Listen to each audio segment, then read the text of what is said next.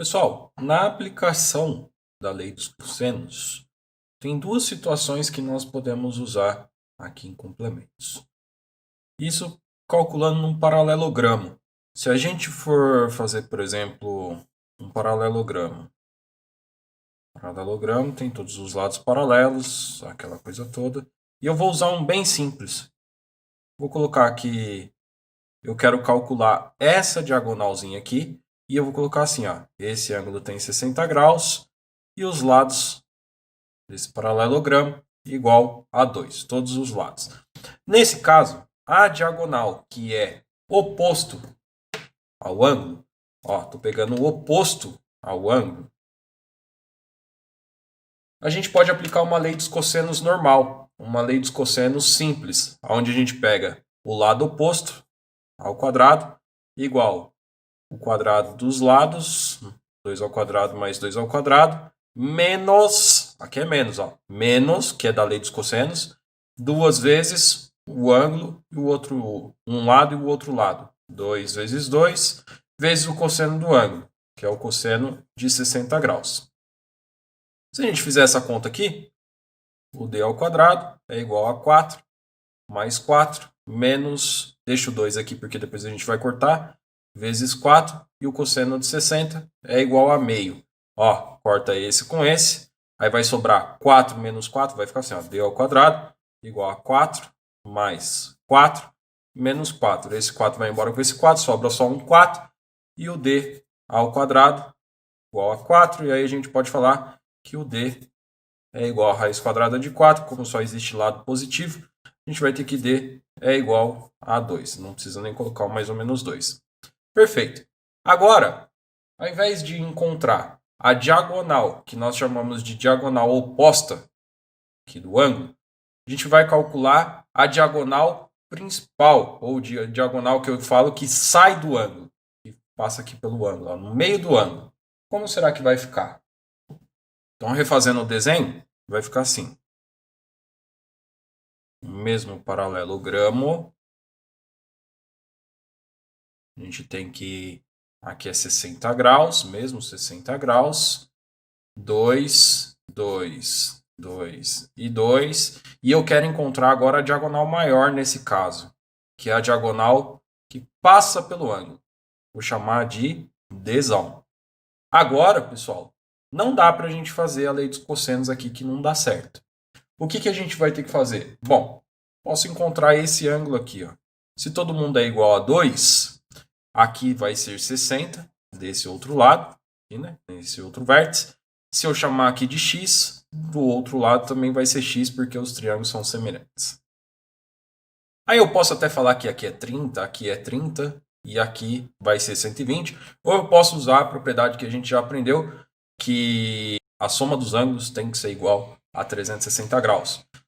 Num triângulo é 180, mais 180, 360 graus. Então a gente pode fazer isso também, que é legal da gente fazer, né? Se a gente fizer 60 graus, mais 60 graus, mais x, tem que ser igual a 360 graus. 120, joga para o lado de lá, 2x igual 360 graus, menos 120 graus, e aí a gente pode passar dividindo, aquela coisa toda, e vai ficar 240 graus dividido por 2, que é igual a 120 graus. Se eu fizer a lei dos cossenos aqui, ó, mais uma vez, está oposto lá a minha diagonal. Se fizer a lei dos cossenos agora, como que vai ficar? Bom, vai ficar o dzão ao quadrado, igual o 2 ao quadrado, que é esse 2, mais o outro 2, que é 2 ao quadrado, menos 2 vezes 2 vezes 2, vezes o cosseno de 120 graus. Isso que a gente tem. Só que aqui nós temos que lembrar que o cosseno de 120 graus é igual a menos o cosseno de 60 graus, porque os dois são suplementares. O que significa isso? Que a soma deles dá 180 graus. Então, um é o oposto ao outro. Então, se a gente substituir lá dentro, olha só o que vai acontecer. D vai ser igual. A gente pode até fazer 4 mais 4 menos 2 vezes, vou colocar aqui 4, vezes, abre parênteses, menos o cosseno de 60 graus. Olha só, menos com menos vira mais. Continuando a conta, ó, aqui vai ficar o d ao quadrado igual a 8 menos 2 vezes 4, ó, menos com menos vira mais, e vezes o cosseno de 60, que a gente tem que é igual a meio. Então, corta, corta. A gente vai ter que o d ao quadrado é igual a 12. Aí a gente pode extrair a raiz quadrada. O d é igual a raiz quadrada de 12. E o 12 a gente pode colocar que é a raiz quadrada de 4 vezes 3. Também é 12. E o 4 eu posso tirar da raiz. Portanto, o dzão, que é o d maior, é 2 raiz de 3. Pessoal, a única diferença do primeiro exercício para esse exercício, se a gente for comparar, olha lá, esse daqui é o primeiro e esse daqui é o segundo exercício. Ó. Se a gente comparar um exercício com o outro, vai ser o seguinte, a única diferença que tem de todo mundo aqui é esse sinalzinho aqui, ó, esse sinalzinho que a gente mudou para mais. Então, só altera isso daqui quando a gente for calcular a diagonal que sai do ângulo.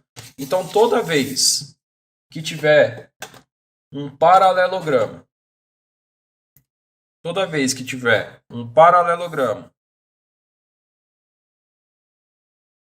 e a gente quiser achar a diagonal oposta ao ângulo, tanto faz se o ângulo está aqui ou se está aqui, mas sendo oposto, que eu vou chamar de θ, o lado A, o lado B, nós vamos achar a diagonal ao quadrado com a lei dos cossenos normal. A quadrado mais B quadrado, menos, porque é do normal menos, 2 vezes A vezes B, vezes o cosseno do ângulo θ. Toda vez que eu quiser encontrar a diagonal que sai do ângulo, se eu tiver um ângulo aqui, ó, que é θ, e eu quero essa diagonal, ela sai do ângulo, a gente vai trocar esse sinalzinho aqui para mais.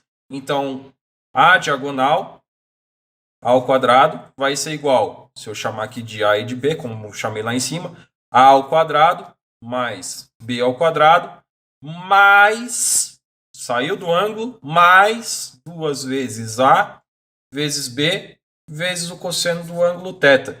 Então, se é o oposto, a gente usa o menos. Ó, se corta o ângulo, a gente vai usar o mais. É assim que a gente vai fazer esses exercícios. Ah, mas aonde que eu vou usar isso, professor? Então, lá na física, onde a gente está aprendendo eletromagnetismo, por exemplo, tem um carinho que a gente chama de B, que é o campo vetorial, o campo magnético vetorial, que é o campo magnético que a gente chama de vetorial. Por que tem a setinha em cima? Porque tem intensidade, direção e sentido.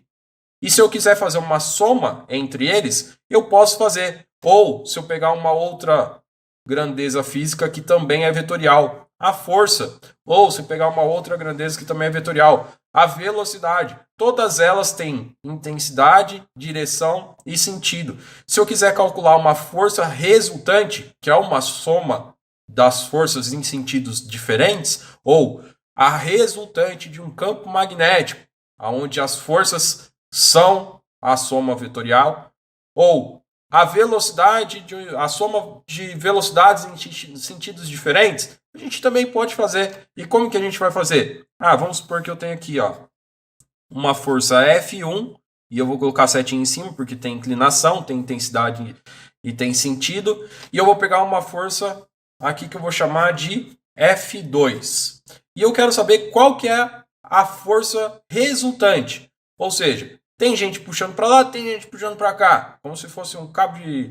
tem uma caixa aqui e eu quero saber qual é a força final que vai ter na caixa. Bom, a força final que vai ter na caixa é uma força que a gente chama de resultante. Mas aonde que vai ser essa força? Ó, a gente vai traçar o paralelograma, traça essa paralela a essa e traça essa paralela a essa. Ó. Pronto. Tá vendo nesse pontinho aqui, ó? Nesse ponto aqui é o final da nossa resultante. Nossa resultante vai ter esse sentido aqui, ó. E vai ser a setinha para cá. E a gente vai chamar esse vetor aqui de força que a gente vai colocar um R embaixo, que é a força resultante, que é a soma das duas forças. E se eu tenho o ângulo de θ, eu tenho a força 1 e a força 2, eu consigo encontrar a resultante, porque olha só, a força resultante, como eu vou achar a intensidade, nem vou colocar setinha em cima. A ao quadrado vai ser igual o F1 ao quadrado mais o F2 ao quadrado. Está saindo do ângulo. Então coloca mais 2 vezes F1 vezes F2 vezes o cosseno do ângulo θ. Então essa é uma fórmula que a gente tem para encontrar quando a gente quer fazer uma soma vetorial. Pode ser campo magnético, pode ser força, pode ser velocidade, pode ser aceleração. Então tem um monte de unidades que a gente fala que é vetorial.